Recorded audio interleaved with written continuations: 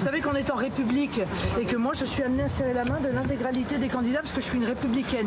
Ce n'est pas la France dans laquelle nous sommes. Ce n'est pas la France républicaine. Le deuxième chantier est celui de la justice et de l'ordre républicain et démocratique. Bonjour à toutes et à tous, c'est Nico. Dans cette vidéo, je vous propose d'aborder un sujet qui revient régulièrement dans l'actualité, l'utilisation du mot républicain, soit pour s'en réclamer, soit pour en exclure ses adversaires. En France, la République est indissociable de la démocratie. Donc, être républicain, c'est vouloir et respecter la souveraineté populaire. C'est ainsi que les vainqueurs aux élections s'empressent de réclamer à leurs adversaires le respect du résultat des urnes, mais oublient parfois que le respect de la souveraineté populaire, ça marche dans les deux sens, c'est-à-dire de respecter les aspirations du peuple.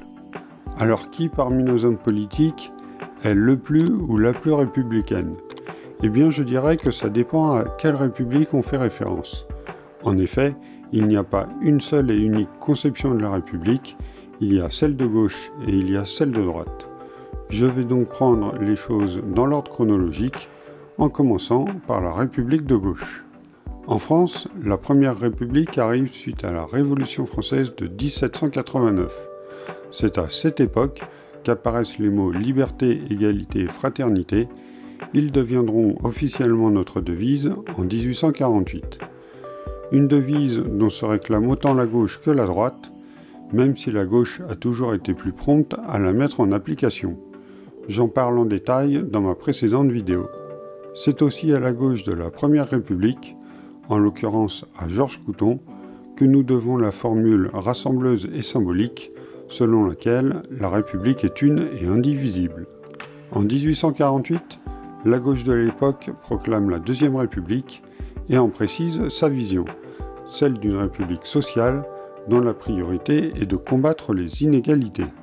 Vous l'aurez compris, la gauche est historiquement la première à se saisir de la République. Mais un événement va brutalement mettre fin à cette relation, le massacre de la Commune de Paris en 1871. Pour mettre fin au soulèvement parisien, le gouvernement français de l'époque, emmené par Adolphe Thiers, va adopter une solution radicale en tuant la quasi-totalité des gauchistes.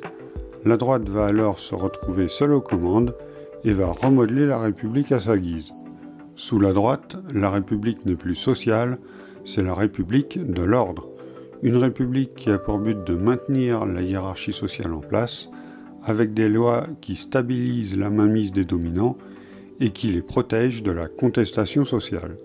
La droite va façonner la République tout au long de la Troisième République, et c'est grosso modo sur les mêmes bases que fonctionne aujourd'hui la Cinquième République. Notre Cinquième République est donc conçue pour pencher à droite. Ça ne vous surprendra alors pas si la gauche de 2023 met autant en avant l'idée d'une Sixième République. Une République qui redevienne sociale et qui prenne en compte les nouvelles problématiques, telles que par exemple l'écologie ou l'inclusion des minorités.